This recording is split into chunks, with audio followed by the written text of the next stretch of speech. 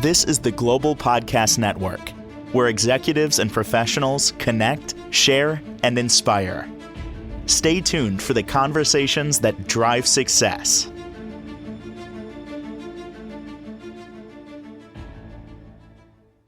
Welcome back, everybody. Just saying the word massage just gives you a feeling of positivity. You look forward to it. We've all gotten them, most of us, along the way there, and they feel great. They're therapeutic. She does that. She also, her practice does acupuncture. Now, that's a different word. When you hear that word, sometimes you're like, I don't know if that's right for me. Others who have had acupuncture, knowing the benefits of it and how it can change your life in many different ways, have the same feeling of hearing the word massage. These are just a few of the therapies that she offers at her practice, which includes day spa services and, of course, acupuncture. She is Teresa Wilkinson, and she's the founder of Path to Wellness, joining us today on the program. How are you? Oh, I'm doing great. Glad to be here. Oh, it's good to have you here. Your practice there in Tulsa, Oklahoma, you got a lot going on there. Like, let's talk about some of the therapies. I do. Well, I will say this. I've had the practice going on 40 years. I got involved in massage about 50 years ago, put myself through nursing school doing massage. And I can give you a little backstory on that. But I ended up doing a lot of training out in California, San Diego, San Francisco, LA, Santa Cruz.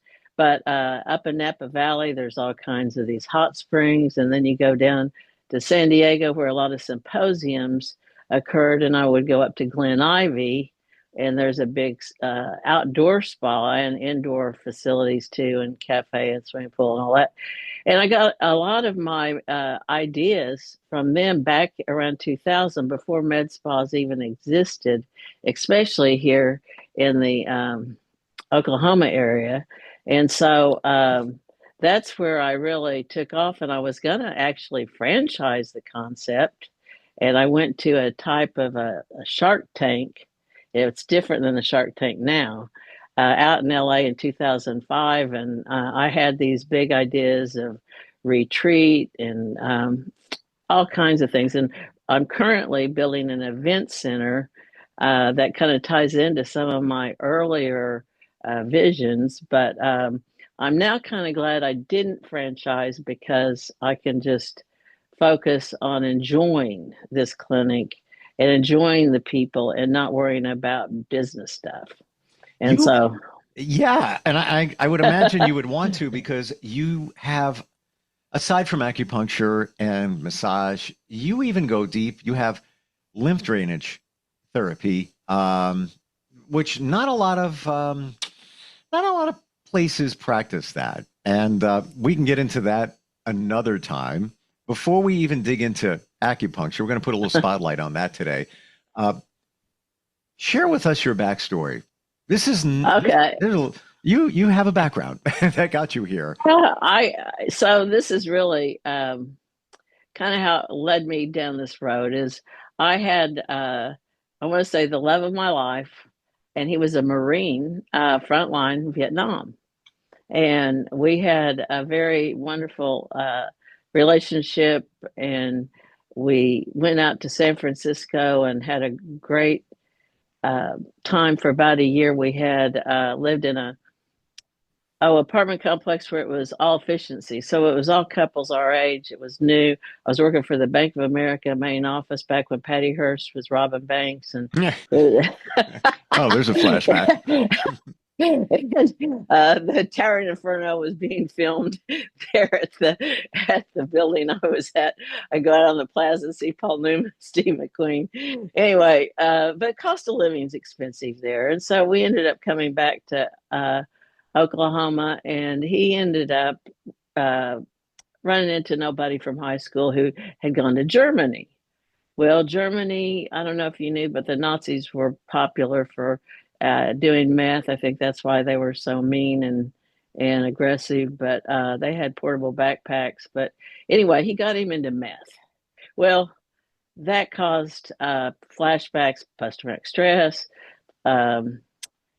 beating me up, all that kind Wow. of thing. And I was Viet Cong and on and on. Well, I took him to the VA and they said, well, massage would probably be very helpful for him.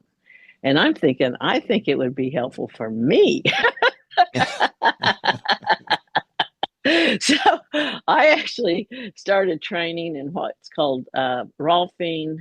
That's also Oh, called structural balancing. You can I've call it I've done postural podcasts on those before, by the on way, Rolfing. Yeah. yeah, postural integration. What Hmm. happened is after Ida Rolf passed, all her main proteges went to the four corners of the United States, and then because it was patented, um, they had to coin another phraseology for the work, like postural integration or structural balancing or whatever. And so, integrated Alexander technique and all that. So, and then that ties in your emotional. So, mental, emotional, spiritual, physical. So, some of it they would tie in rebirthing back then.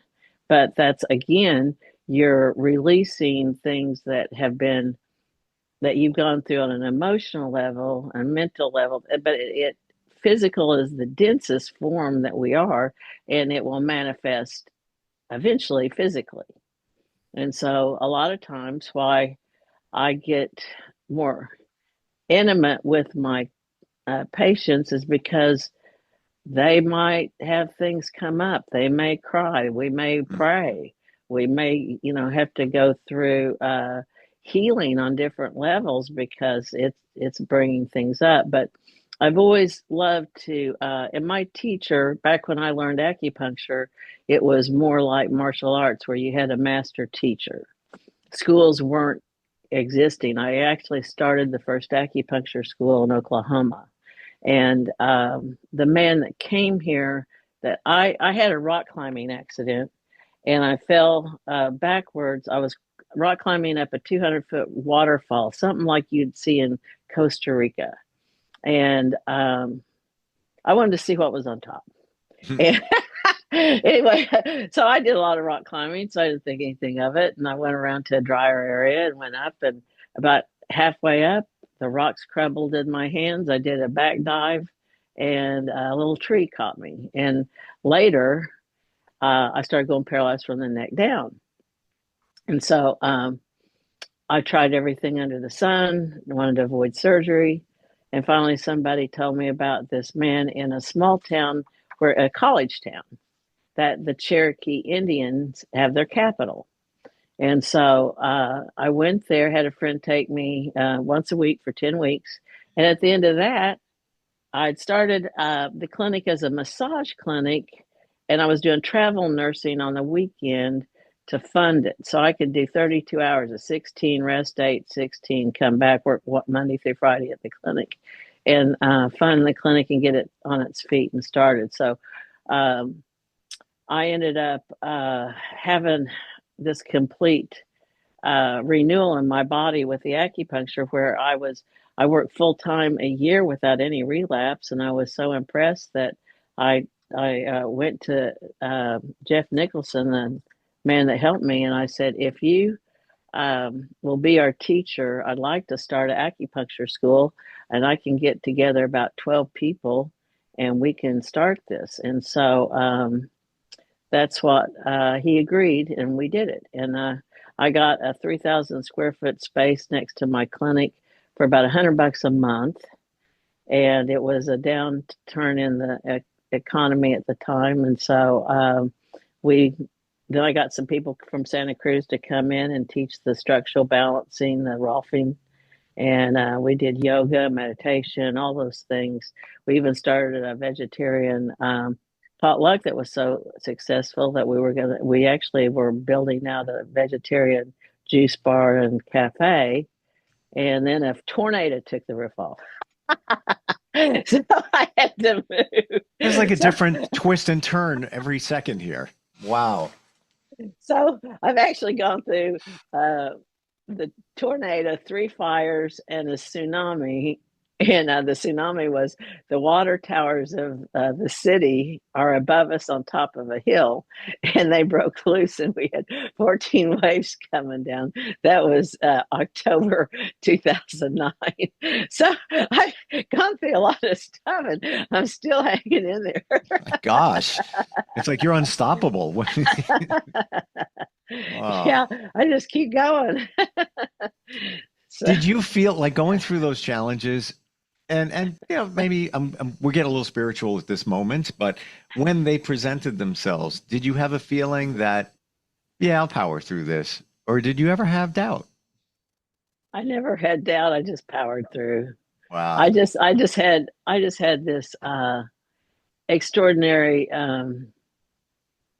willpower and focus, and I think I just think it was my dad was in that Band of Brothers, you know, if you remember that movie or Netflix series. Those World War II guys, they were tough. If Mm. you only knew half of what they went through, they were unbelievable. And they went through the 30s, the Depression. Here was the Dust Bowl.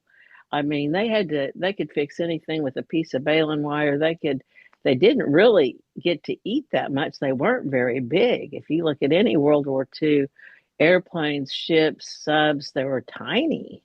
And, you know, now we have all this food available and we're all big and Yeah, and fat. and we're all full of disease because right, the stuff that we're eating is wasn't processed like that then. I know, poison. Pesticides, poisons. Yeah, we're eating poison every day. Yeah, No? they spray at least 4 times different poisons on the crops because I have these uh, commercial farmers come and see me. They come in from Kansas or other states because they come here to vacation or catch an airplane to go on a cruise or whatever. And then they stop here and get worked on. So I've always incorporated, and so did my teacher, some type of massage with the acupuncture. And then I also worked with chiropractors. If you think about having the paralysis, trying chiropractics. So the chiropractor I worked with always used hot packs on the back. I would get them prepped with massage and hot packs before he did his adjustments. So I followed that protocol with the hot packs to the back, massage, Mm. then I do the needles, and then the muscles are nice and soft. You're just not cold and stiff and tight. You know, Yep. you're softened up, so it doesn't. It's more pleasant. And then I do a cold pack under the neck if we're face up, and so I try to make it very soothing experience instead of frightful or I'm going to have a needle put in me, so to speak. Well, let's address that right now because that's what's holding people back from getting Is it? acupuncture and getting relief for many, many, many things. And I've been looking deeper into it, like right down to a replacement for Botox. Some say acupuncture can do to smooth your face out because it's I, getting the blood flowing. right. So I do have a Japanese anti-aging facelift that I do with these small little needles with an electrical stem added to it. Mm. It actually was developed. It came from after the atom bomb. Diodes were invented, and we were taking our cars from generators to alternators and voltage regulators so we could have power steering, power brakes, power windows, all that. And then in Japan, the doctors there had all these patients lined up from the atom bomb needing help. And so Dr. Kwai came up with this technique called Pashi Pashi, translated Sparky Sparky, and it was a diode electric technique. And I do that to speed up healing and also to do some of these facelift things that a lady in New York City named Kiko became very famous for. Now, these people are older than me. Kiko isn't, I don't know if she's still alive. I think Dr. Kwai, he would be at least 100, so I don't think he is alive anymore. So I studied with them out in California and used these techniques. But going back to the needle part, I always tease when I was little and polio vaccine came out, it was in a sugar cube. And I always tell people that if the COVID virus vaccination had been in a sugar cube, everybody would have Right. done it. But they didn't think of that. But they just put it in the sugar cube back with the polio days. But anyway, I think they over vaccinate. So I'm talking to people, practitioners that have these computerized systems that actually can go in and check your DNA, even going back 1,000 or so years. And a lot of the autism and different problems we have is the over vaccination. And I don't think we were vaccinated that much, but I think some of the fear of needles comes from being Huh. vaccinated as a little kid. Could it also be some belief in your lineage? Like, let's say, your parents, one of your parents was afraid of needles. Maybe you are picking that up as well. Some believe that, but above and beyond all of it, is it true that the needle used for acupuncture, the average needle, you could fit a few of those inside of the needle that's used to draw blood because it's Yeah, thicker? it's thin as a hair. It's Right. thin as a hair, and you have to use a tube to guide it because it would bend or collapse on it because it's so thin.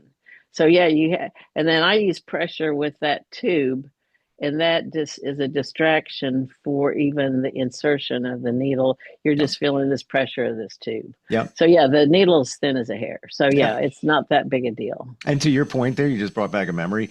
I've been to the dentist before, and when they're going to give you Novocaine, he goes like this, massages my gum as he's putting it in because you don't To feel it. Yeah. distract you. So I do a thump. I kind of do a thump, especially if it's going to be a tight muscle area or a tender area or area that's injured where they're going to have more sensation. I learned it from a Chinese master teacher to kind of do a little thump on the area, just like you're saying, to kind of Sure. distract. So you've done this for years, acupuncture, neck, the shoulder, for all different areas. What comes to mind about the results that somebody had that kind of blew you away? Like, wow, that's amazing. You're feeling better or whatever the result was. Anything that pops in your mind? Yes, I can think. Well, right away, I had a fellow come in. This was this past year. He was actually a lady before him and told me that she went on vacation, just came back, and she wasn't able to do anything. She had to just lay around because her feet swelled up so much. And she'd gotten on a new blood pressure medication. Well, they figured out that's what it was. She got off of it. Her feet went back to normal. Well, anyway, the next patient, I measured them. They were around 25 inches around the ankles. That's huge. And Wow. so I told that lady, I said, come here, look at this. And she said, yeah, that's what my feet were looking like. She says, what blood pressure medicine are you on? And he told her, and he goes, that's what I was on. And it did the same thing. She says, get off of that. And so, so I said, okay. So anyway, I did an herbal wrap. I did my acupuncture.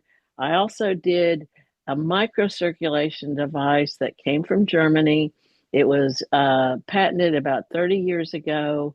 Germany is a lot of times a lot more ahead than we are on Um, medical technique because FDA puts people through millions of dollars on trial tests and takes years to get through.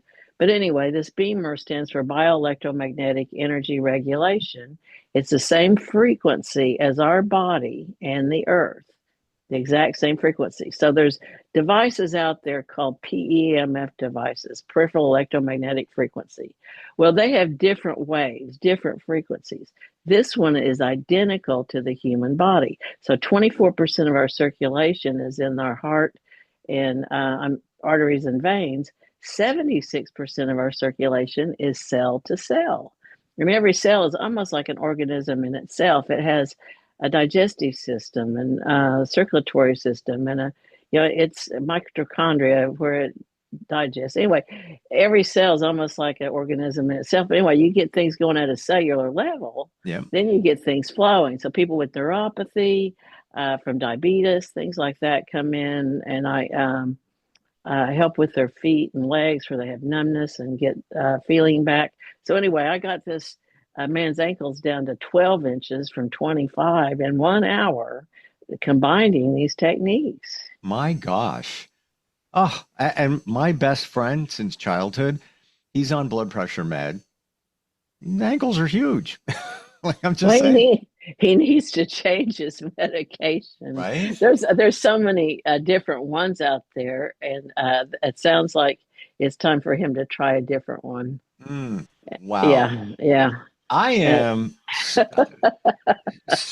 This is refreshing talking to you with your background experience and everything you offer there at the clinic. Like it's amazing. We haven't even touched the surface of all the therapies that you have. Like even if you go even right down to the spa treatments that you have, and Reiki. You even offer energy healing in your center, right?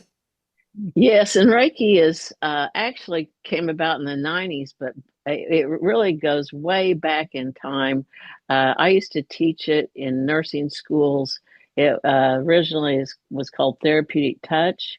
A lady in Chicago developed it. She was a nurse, and this is going back in the 50s, 60s time frame. And I learned it as a nurse, believe it or not. They actually taught it in nursing school, which they don't, everything's in front of a computer now, but we were more hands on. And anyway, I had professors actually come and have me do little workshops to teach therapeutic touch. And then this Reiki thing came in. And so it's a Japanese word, and it just got to be a popular niche. And it started, I think, in California. And then they had to do Reiki 1 through 10 and Reiki Master and on and on. But really, in a way, it's a natural thing.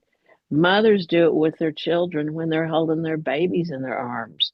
When a mother's loving their baby, they're actually doing a type of energy work. I So we're I never thought of that, Teresa.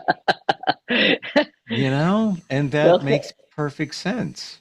yeah. Think of massage as mama, massage, mama. It's mama's love. You're a genius. And my daughter's now, my youngest one is 17, but those around us used to, when she would cry all the time, and I would just take her and I would put her on my chest and she'd go right to sleep. And I used to call it daddy magic. But maybe it was Reiki. Yeah, well, it was massage magic. That Wow. mama. So, yeah, it was daddy.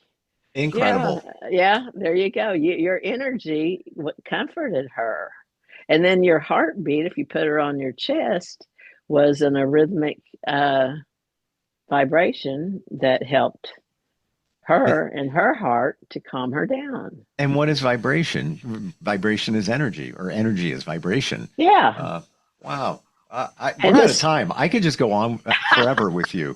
Like you are just like sunshine, and with sunshine and knowledge all mixed into one, helping people feel better and feel well. You are located in Tulsa. How do we find you? How do we connect with you? Okay, it's our website is Tulsa Path, PATH.com, because I was going to franchise and have Denver Path, New York Path, whatever. Right. So it's tulsapath.com. And then we're at 61st and Sheridan Road. There's a barbecue place, Billy Sims, on the corner of our shopping center. That's kind of an icon. But and then you can find us online. You can book online. You can give us a call. And we're on Facebook and all social media. Wonderful talking with you. You are like my go-to now for all of us. Like you really, I mean, blending acupuncture, day spa services right into Reiki. Amazing. It was refreshing talking with you, Teresa. Learned a lot today, validated some things as well, and looking forward if we get a chance to get together again. Thank you so much for being here. Yeah, look forward to seeing you. Okay. All Thank right. you. Okay. Bye-bye. This is the Global Podcast Network, where executives and professionals connect, share, and inspire. Stay tuned for the conversations that drive success.